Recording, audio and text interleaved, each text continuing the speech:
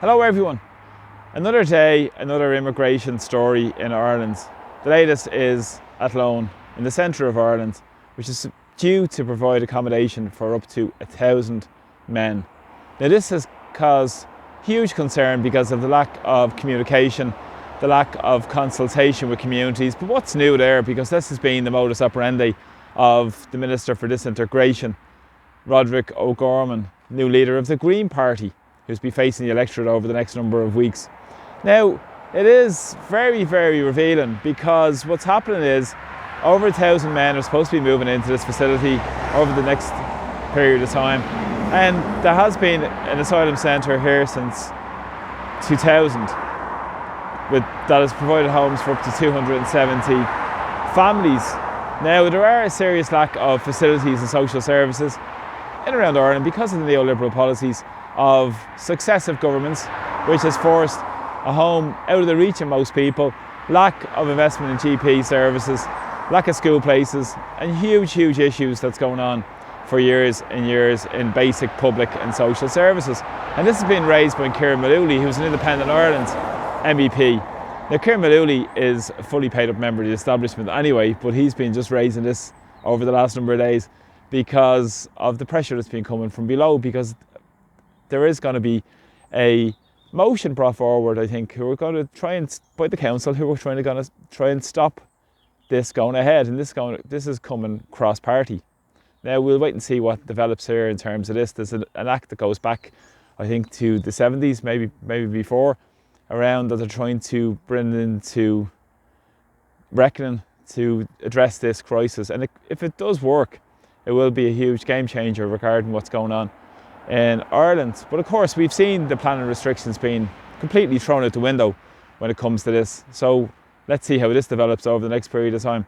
Now, Kieran Mullooly, as I said, raised this, and he was challenged by Barry Andrews, of all people, of Fianna Fáil. Barry Andrews, his family goes back generations in Ireland. And of course, Barry Andrews is a fully paid up member of the establishment, Dublin MEP, a long-standing Fianna Fáil member. I think he's been a councillor back in the mid-90s.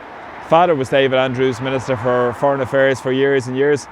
And also before that was Todd Andrews, was his grandfather. And of course his relations with Niall Andrews was an uncle, and Chris Andrews, who's a Sinn Féin TD at the moment for Dublin Bay South, a cousin, and so was Ryan Tubridy of RTE. So Chris Andrews, what he says, or Barry Andrews rather, you would take with a grain of salt.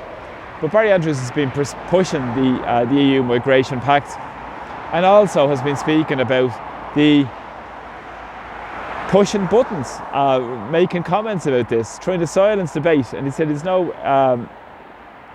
evidence with increase in issues such as crime because of what's going on and all this type of stuff. But of course, Barry Andrews won't talk about the real issues in Ireland that his government has represented for the last going on 20 years at this stage. And if you go back to Fianna Fáil and Fine Gael in power, you can nearly go back over a century in Ireland to the inception of the Civil War parties.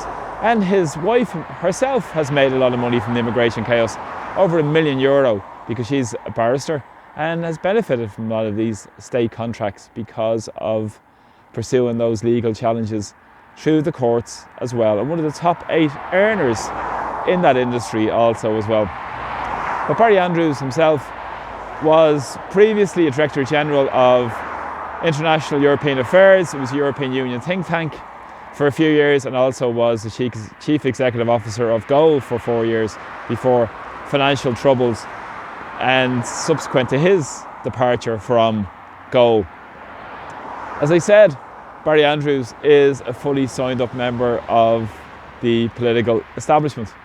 And also, Barry isn't just happy making money from the immigration chaos, and his family also, and speaking out of his hypocritical side of his mouth in terms of what the reality of the immigration chaos in Ireland is. He's also a fully signed up member of supporting the big business operators, such as CRH, Cement Roadstone Holdings. Now, I've spoken about them in a previous video, and I'll add a link in the comments below. And let me know what you think of this as well, because Barry Andrews in the last number of days has been up at Drogheda in their plants in, I think it's in Platten, I think it's the area of Drogheda it's in. And he was working away with big business. There are big pollutants up around that area as well. I think it's the second highest pollutant in Ireland comes from that plant, as far as I'm aware. And as well as that, Barry Andrews has also been involved in European Union, and as his remit as the member of the European Parliament, is a member of the Industry, Research and Energy Committee in Europe.